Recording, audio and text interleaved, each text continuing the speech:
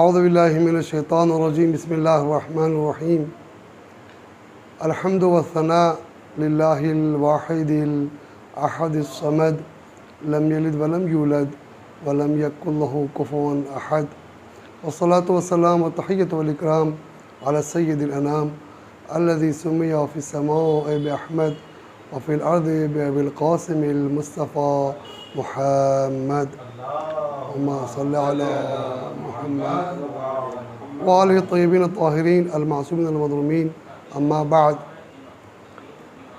بسم اللہ الرحمن الرحیم قال الامام الحسین علیہ السلام انی لم اخرج بطرا ولا عشرا ولا ظالما ولا مفسدا بل انما خرجت لطلب الاصلاح فی امت جدی محمد صلی اللہ علیہ وآلہ۔ جس طریقے سے آپ لوگ مستحضر ہیں کہ ایام عزا ہیں اور عزاداری کے حوالے سے ہر کوئی اپنی تقاریر میں بیان کرتا ہے، اور جتنا بھی بیان کرے کم ہے، اس لیے کہ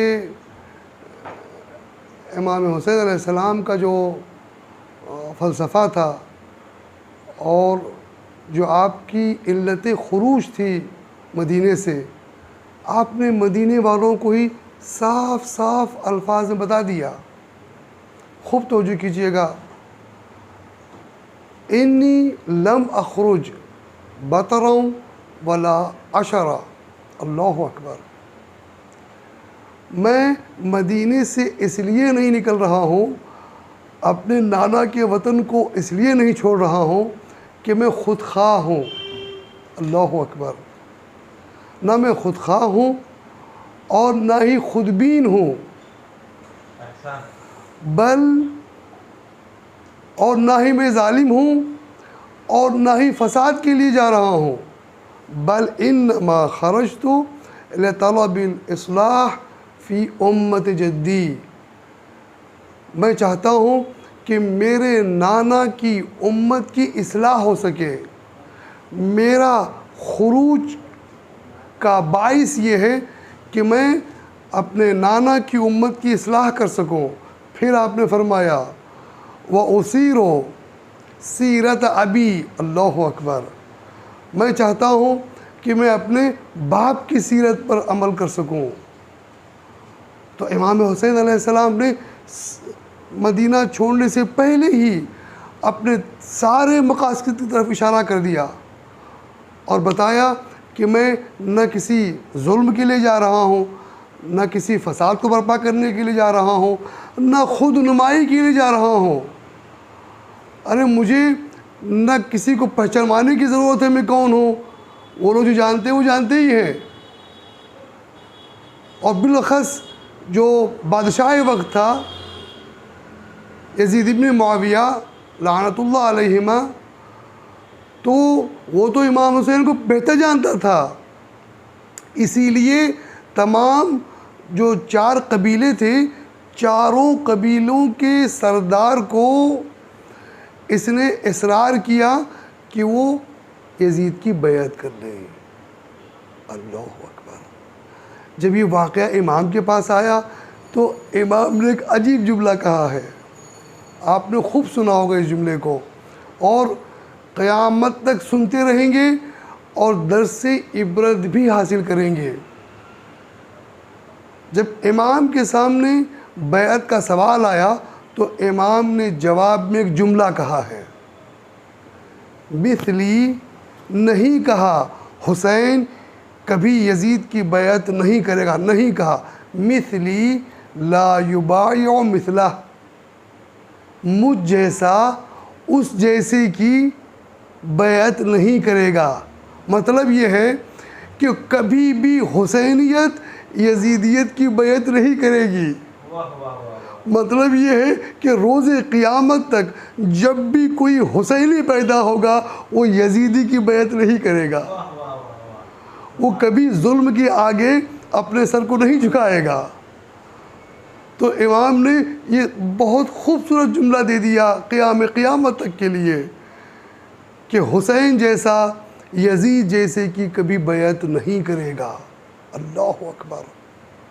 یہی وجہ ہے کہ جب یہ نواسۂ رسول اس نیت کے ساتھ کہ دین خدا کو بچانا ہے، دین رسول کو بچانا ہے، جب اس نیت سے جاتا ہے اور کربلا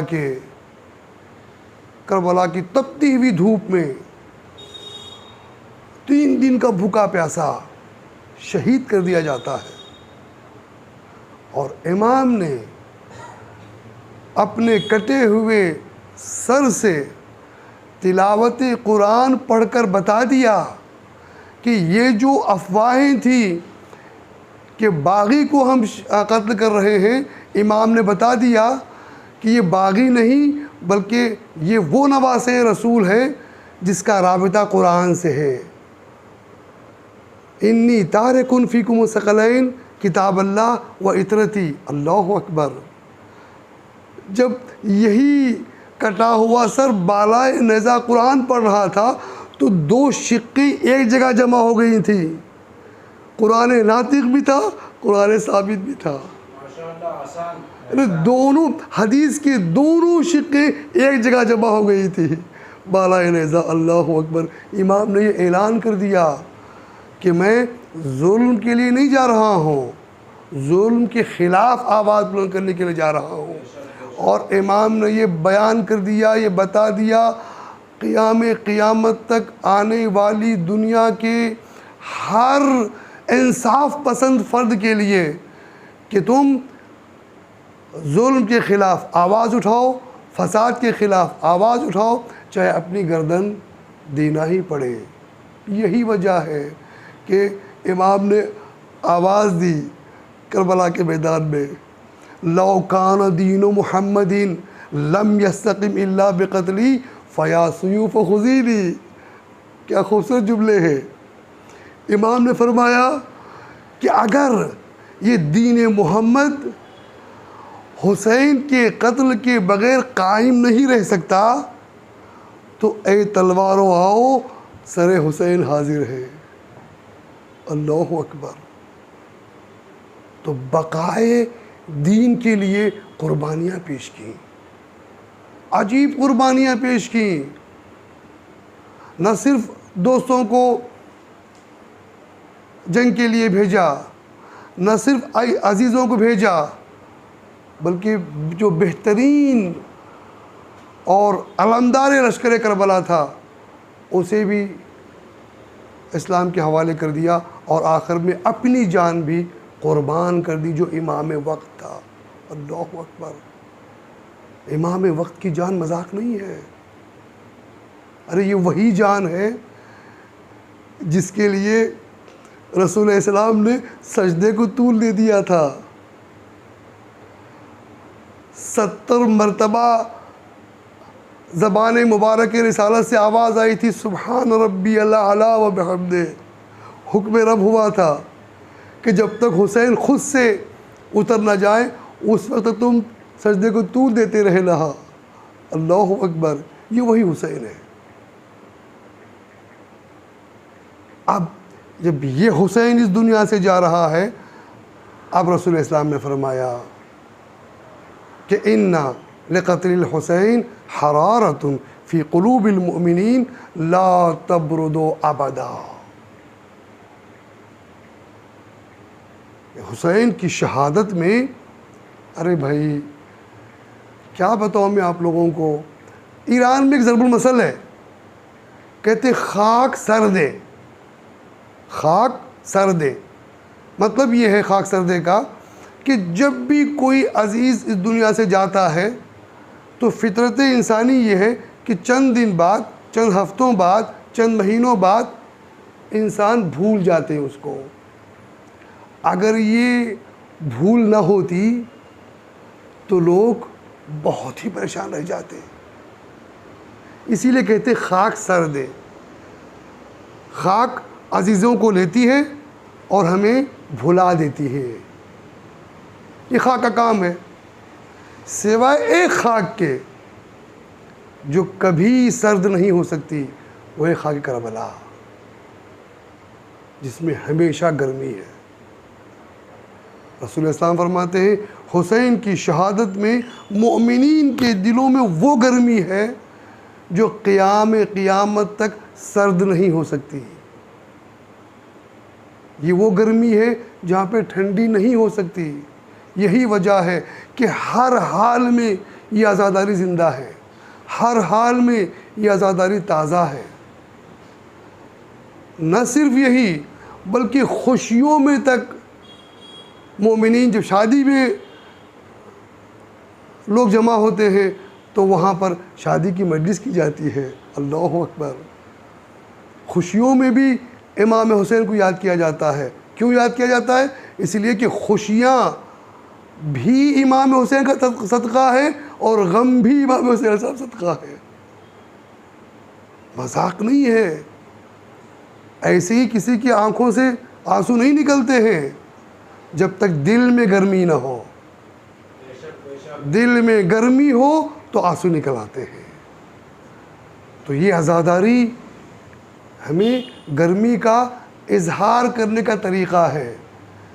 اسی لیے ہمارے تمام مراجع اعظام نے بہترین انداز میں عزاداری قائم کی ہے۔ مرحوم شیخ صدوق سے لے کر یا اور بھی آگے جاؤں ابن بابویح سے لے کر آج تک مراجع اعظام نے بہترین انداز میں عزاداری کو حفظ بھی کیا ہے اور دنیا تک پہنچایا بھی ہے۔ عزاداری کے بہترین طریقے اپنائے ہیں اور پھیلایا ہے۔ جس طریقے سے ہم جدید گواہ بھی ہیں کہ استاد محترم حضرت آیت اللہ العظمیٰ شیخ ناصر مکارم شیرازی کہ ان کی خاصیت یہ ہے، چونکہ ہم شاگرد ہیں ان کے تو بہتر پہچانتے ہیں ان کو، ان کی خاصیت یہ ہے کہ مشکل مطالب کو آسان لفظوں میں بولنا، یہ خاصیت ہے استاد محترم آیت اللہ مکارم شیرازی کی۔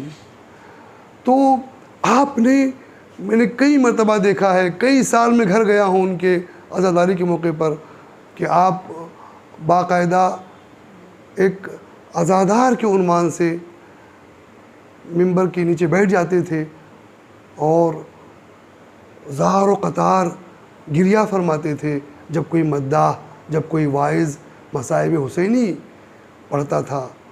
اور بارہا آپ نے فرمایا ہے کہ یہ عزاداری جتنی پرشکوہ، یعنی جتنی زیادہ اور جتنا بہتر سے بہتر منایا جائے اتنا کم ہے، اس لیے کہ ایک غریب کی عزاداری ہے جس کو عالم غربت میں شہید کر دیا گیا ہے، اور یہ عزاداری کبھی رکنے والی نہیں ہے۔